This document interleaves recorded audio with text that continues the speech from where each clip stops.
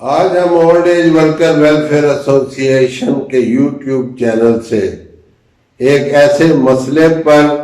گفتگو کرنا چاہ رہے ہیں جو کہ بہت متنازع مسئلہ ہے۔ آج کل موجودہ چیئرمین مسٹر اظہر حمید نے اپنی مدت ملازمت میں توسیع کے لیے ایک کمپین چلا رکھی ہے۔ تو یہ کمپین جو ہے اس کی ضرورت اظہر حمید صاحب کو کیوں درپیش آئی؟ 60 سال کی ان کی عمر ہو چکی ہے، لیکن وہ 60 سال کی مدت ملازمت میں پھر توسیع چاہتے ہیں۔ چیئرمین EOBI مسٹر اظہر حمید کی مدت ملازمت کی توسیع کا جو جواز پیش کیا گیا ہے وہ انتہائی گھٹیا اور فرسودہ جواز ہے۔ ان کی پچھلے 2 سال کی کارکردگی کا جائزہ لینا بہت ضروری ہے کہ انہوں نے 2 سالوں میں ادارے کی کیا خدمت کی۔ یہ ڈیپوٹیشن پر آئے ہوئے ہیں، یہ EOBI کے ملازم نہیں ہیں، یہ ڈیپوٹیشن پہ آئے ہوئے ہیں، یہ سرکاری ملازم ہیں اور تنخواہ EOBI کے خزانے سے، EOBI کے فنڈ سے لیتے ہیں۔ سپریم کورٹ میں ایک دفعہ پینشن اضافہ کیس کے دوران بینک کے سربراہ جناب عظمت سعید کے سامنے ہم اپنا کیس جب یہ پیش کر رہے تھے تو ہم نے کہا کہ جناب یہ جو EOBI کے چیئرمین صاحب ہیں ان کو سرکاری خزانے سے تنخواہ نہیں ملتی بلکہ یہ ہمارے فنڈ سے تنخواہ لیتے ہیں۔ تو بینک کے سربراہ نے اس وقت کے چیئرمین کو بلا کر پوچھا کہ آپ کو تنخواہ کہاں سے ملتی ہے؟ تو انہوں نے کہا کہ جی مجھے EOBI فنڈ سے تنخواہ لیتا ہوں۔ تو عظمت سعید صاحب نے، معزز محترم جج صاحب نے ہماری طرف اشارہ کر کے EOBI پینشنر سے عدالت کا کمرہ بھرا پڑا تھا، تو ان کی طرف اشارہ کر کے انہوں نے کہا کہ اس کا مطلب ہے کہ آپ سرکار کے نہیں بلکہ ان لوگوں کے ملازم ہیں۔ کسی مفکر نے کہا ہے کہ جس ملک کے اندر سرکاری ملازمین کو ریٹائرمنٹ کے بعد ایکسٹینشن دے دی جائے تو اس ملک کا وہ نوجوان جو ڈگریاں ہاتھ میں لیے بے روزگار پھرتا ہے وہ چور بنے گا یا ڈاکو بنے گا۔ تو ان کو توسیع کس بنیاد پہ دی جائے؟ اگر کسی افسر کی قابلیت اس کی کارکردگی کے پیمانے میں دیکھی جاتی ہے، تو اگر ہم جناب اظہر حمید صاحب کی کارکردگی کو، پچھلے 2 سال کی کارکردگی کو دیکھیں تو ہمیں انتہائی مایوسی ہوتی ہے۔ EOBI وہ ادارہ ہے جس نے مزدوروں کو کی رجسٹریشن کرنی ہوتی ہے، اداروں میں کام کرنے والے، صنعتوں میں کام کرنے والے، پرائیویٹ اداروں میں کام کرنے والے مزدوروں کی رجسٹریشن کرنی ہوتی ہے تاکہ انہیں بڑھاپے میں تحفظ مل سکے۔ یہ EOBI کے یہ جو سرکاری افسران کی نگرانی میں ادارہ چل رہا ہے، اس نے اپنے 44 سالوں میں 5-6 کروڑ مزدوروں میں سے صرف 75 لاکھ مزدور جو ہے ان کو رجسٹریشن کی۔ اب ہم 2 سالوں میں اظہر حمید صاحب کی بہترین کارکردگی کا اگر جائزہ لیں تو کیا انہوں نے یہ 75 لاکھ کی رجسٹریشن کو 1 کروڑ تک لے گئے ہیں یا وہ اسے 1.5 کروڑ تک لے گئے ہیں؟ تو ہم اس بات پر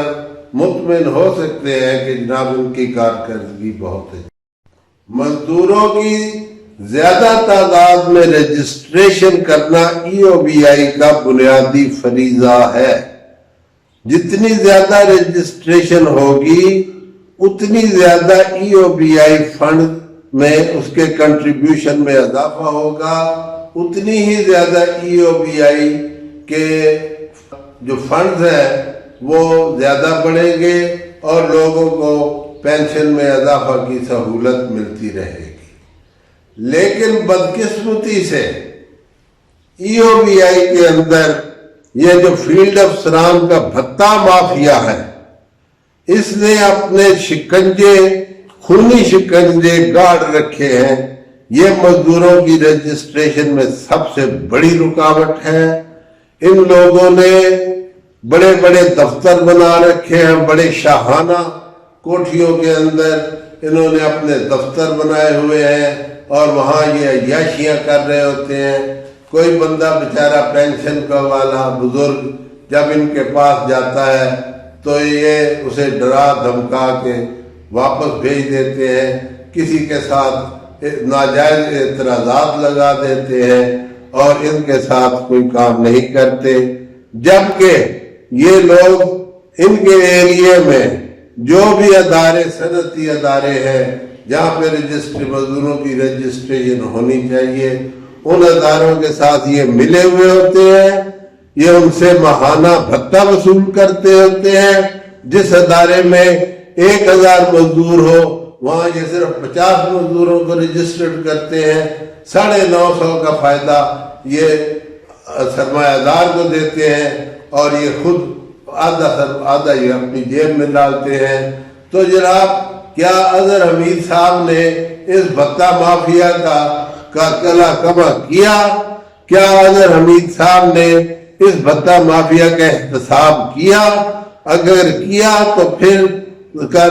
یہ ہونی چاہیے کہ اس وقت مزدوروں کی رجسٹریشن 2 سالوں میں کم از کم 2 کروڑ تک تو پہنچ جانی چاہیے۔ رجسٹریشن میں عدم دلچسپی، مزدوروں کو رجسٹریشن سے محروم رکھنا، یہ ایک بہت بڑا جرم ہے، کیونکہ ان مزدوروں کو ملکی قوانین کے مطابق EOBI ایکٹ کے مطابق رجسٹریشن کا حق دیا گیا ہے اور ان کا بڑھاپا جو ہے وہ اس رجسٹریشن سے ہی محفوظ ہو سکتا ہے۔ تو ایک طرف تو جہاں کروڑوں مزدور اپنے بڑھاپے کے تحفظ سے محروم ہیں، تو دوسری طرف ادارے کو اربوں روپے کا نقصان ہو رہا ہے۔ جیسے کہ 75 لاکھ مزدوروں کی رجسٹریشن سے EOBI کو 20-22 ارب روپے کنٹریبیوشن آ رہا ہے، تو اگر یہ 75 لاکھ کی بجائے 1.5 کروڑ ہو جائے تو 20 لاکھ کا کنٹریبیوشن 40 لاکھ پر پہنچتا ہے،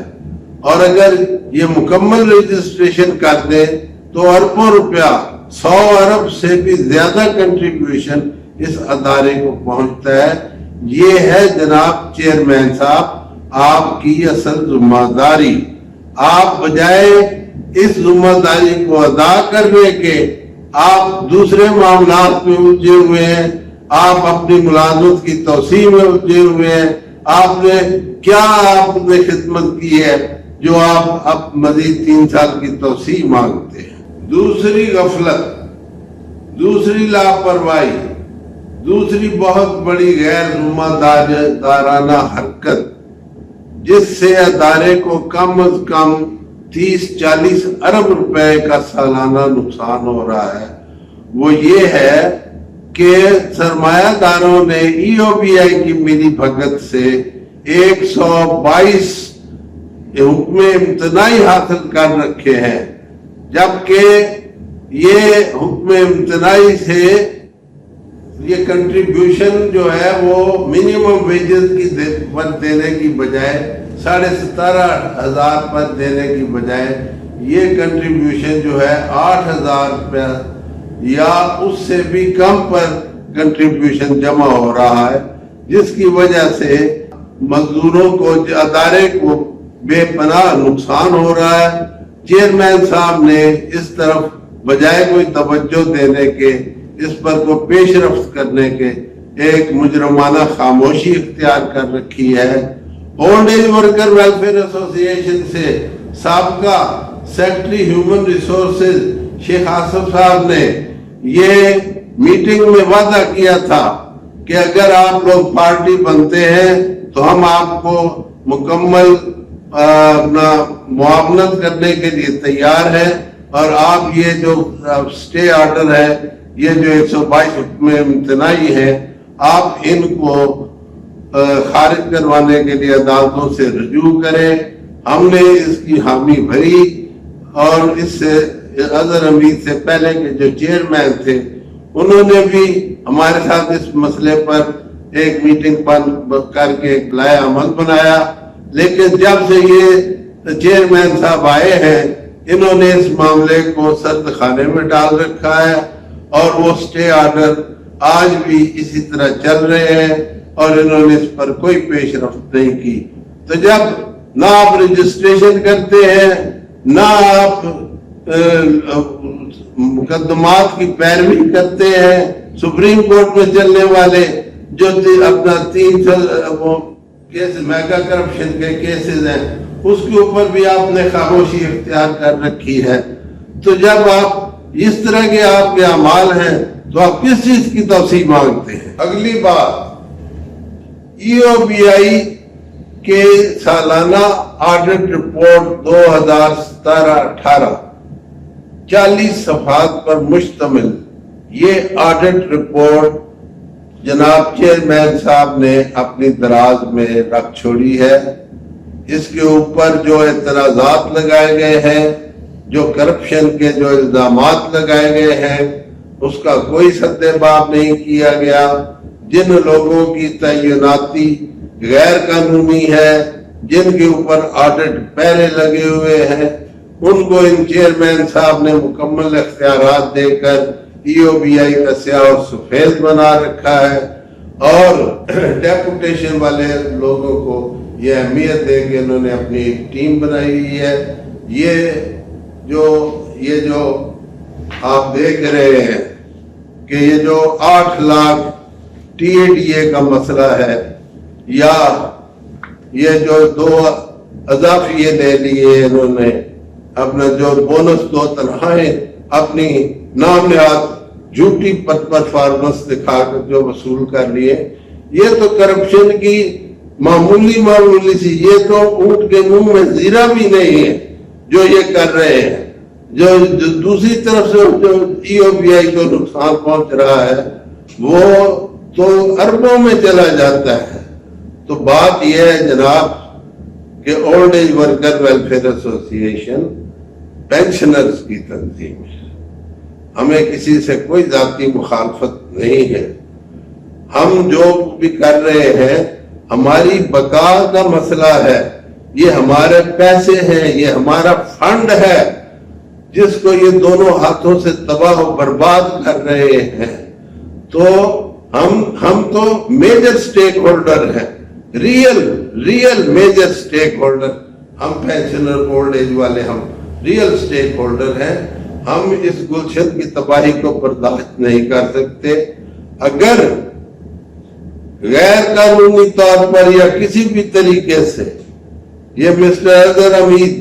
اپنی مدت ملازمت میں ایکسٹینشن لینے پر میں کامیاب ہو گئے تو ہم اسے اعلیٰ عدالتوں میں چیلنج کریں گے، اور اولڈ ایج ورکر ویلفیئر ایسوسی ایشن اس وقت تک چین سے نہیں بیٹھے گی جب تک کہ اس ادارے کو کرپشن سے اور کرپٹ لوگوں سے پاک نہیں کر دیتی۔